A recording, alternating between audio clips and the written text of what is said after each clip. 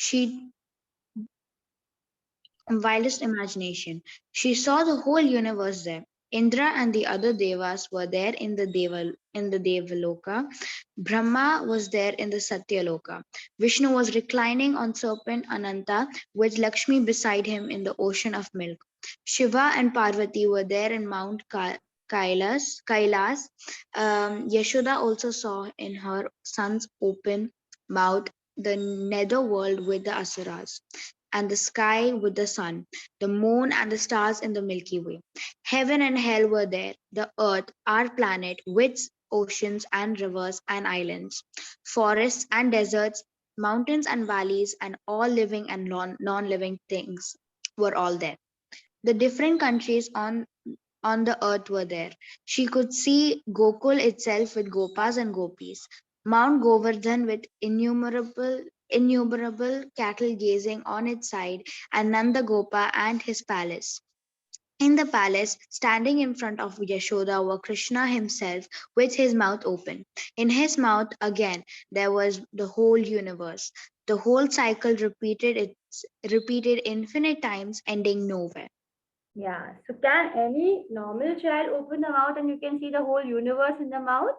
It's not, it's not conceivable. Even we are reading it, but we cannot imagine how Yashoda could have seen the whole universe and then seen herself and Krishna, and inside that, how is it possible? It's difficult for us to even conceive. That is why in chapter 9, Krishna says that understanding Krishna is inconceivable. And what happens to Yashoda? Who would continue reading from here? Yashoda was speechless. Yes. Ma'am, I can read. All right. So Misha and then Ritika. For a moment, she closed her eyes out for share away and astonishment. Awe and astonishment. Astonishment. When she opened her eyes again, vision was not there.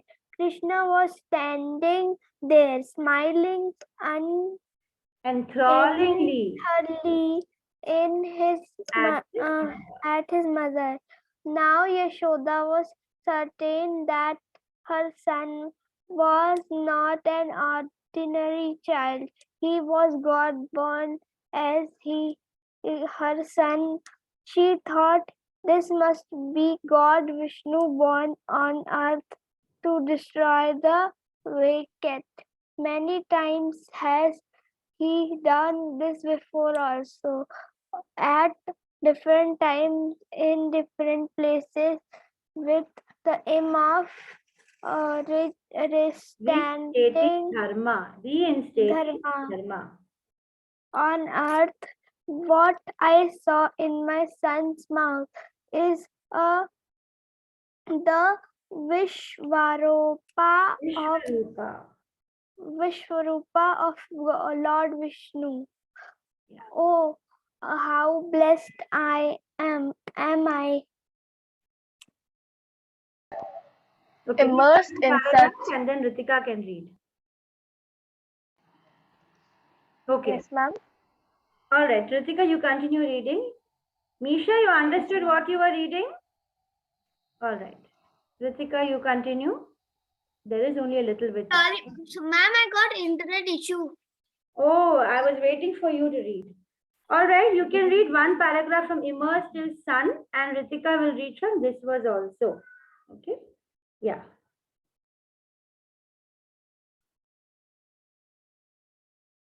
Okay, I think Vihan got internet again. Ritika, are you there? Read from Immersed. Yes, ma'am. Yeah. Immersed in such serene thoughts, Yashoda forgot herself and everything else for a moment.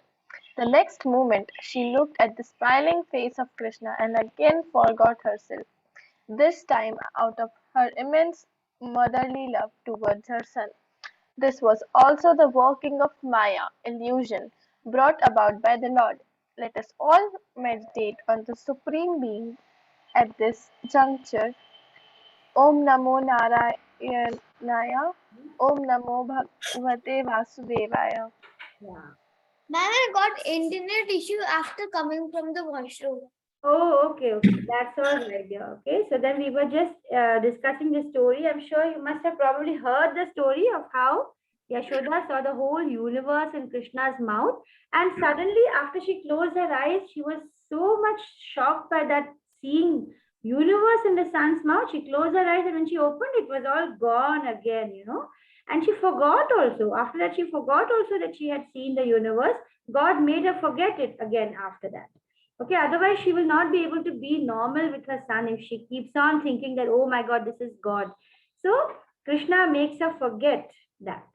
Okay, so let us do, there are just 5 more minutes. I'll just, for 8 more minutes, we'll just go through this chapter 9 as much as we can. So that is why in this story so far, I was explaining to you how Krishna is inconceivable. You cannot imagine. And he's saying here that by me, in my unmanifested form, this whole universe is pervaded. All beings are in me and I am not in them. Can anybody try and understand how come Krishna is saying that all beings are in me, but I am not in them? How it's quite contradictory. How is it possible? How do you think Krishna can say like that? Anybody can? Ma'am, like, Yes, Ritika? he's the whole universe himself, and we are him. Like, he is not individually in all of us, but we are in him, as he is the whole universe. Good explanation. Good explanation. Anybody else wants to explain in their own way how Krishna is saying all beings are in me, but I am not in them? How is he saying that? Misha, are you trying to guess something? Why Krishna is saying that? Arya, would you like to give it a try? Mm, ma'am, maybe What, it's trying ma'am? to. How is this God saying that all the beings are in me, but I am not, in them? What does he mean by that? Ma'am, the God's point of view. Yes, how is Krishna's is God's point of view here? He is saying, Krishna himself is saying this.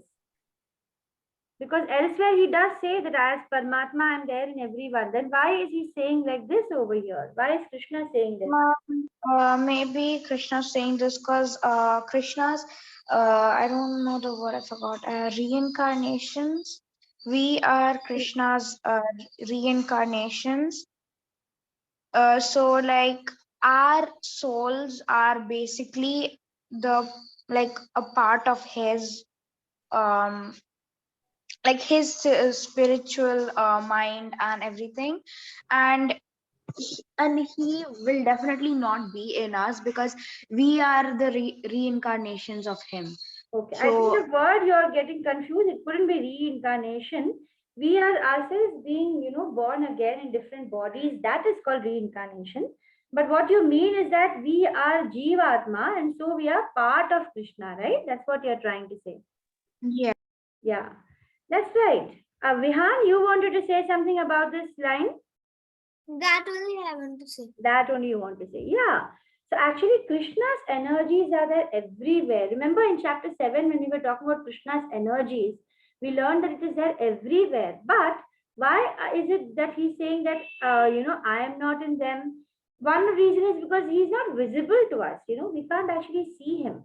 And the second reason is, although Krishna is there in all this material world, he is actually detached or renounced. Now there is a confusion. Some people think that detached means not having any care, or not bothering. That's not what detached means. Krishna is actually supreme controller, but he is very non-biased. Everything and everybody is equal to him, first of all.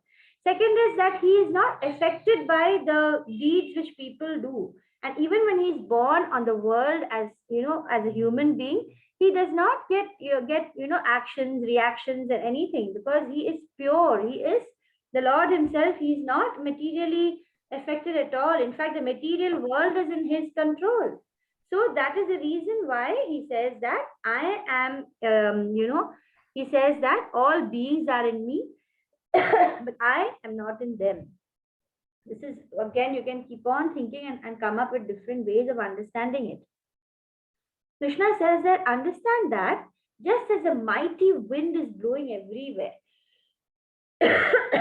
same way, all beings they rest in me. So all the beings are resting in Krishna. Again, he talks about his relationship with this nature. He says that, O son of Kunti, at the end of the millennium, all these manifestations will enter into Krishna. And at the beginning of a new millennium, again he will create, and we will start off from exactly where we had left. So whatever desires and all were left according to that, whatever bodies were supposed to take, once more it will all start again.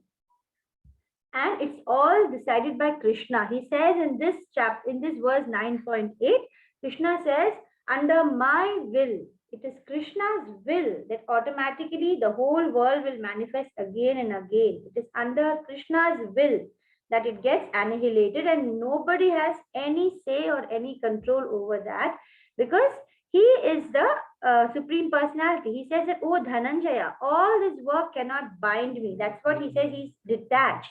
Here he talks about he's neutral. When he says he's neutral, he doesn't mean I don't care. He says he's actually the most loving person for each and every living being. But he is still detached and he's still neutral. It's very difficult to understand these concepts. So he says that, Krishna says that, I think we can do only up to 9.10 today. From 9.11, we'll start in the next class. In 9.10, Krishna says that this material nature, this whole world that we're seeing is entirely working under my direction. He says that I am the person who is directing everything, and it is producing all the moving and unmoving beings. By its rule, this manifestation is created and annihilated again and again. So all these things, we will start. Krishna doesn't say in the beginning of the Gita. Why? Because he knows that it's not possible to understand it immediately.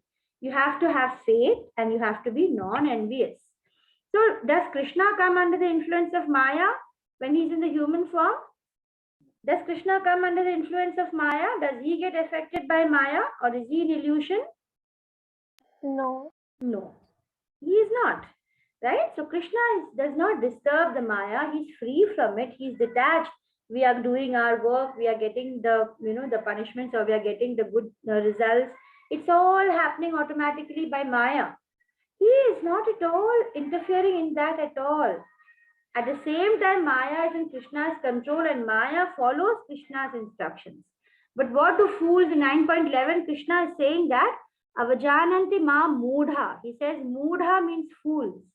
Fools will deride him. That means they will say, oh, Krishna just came in human form.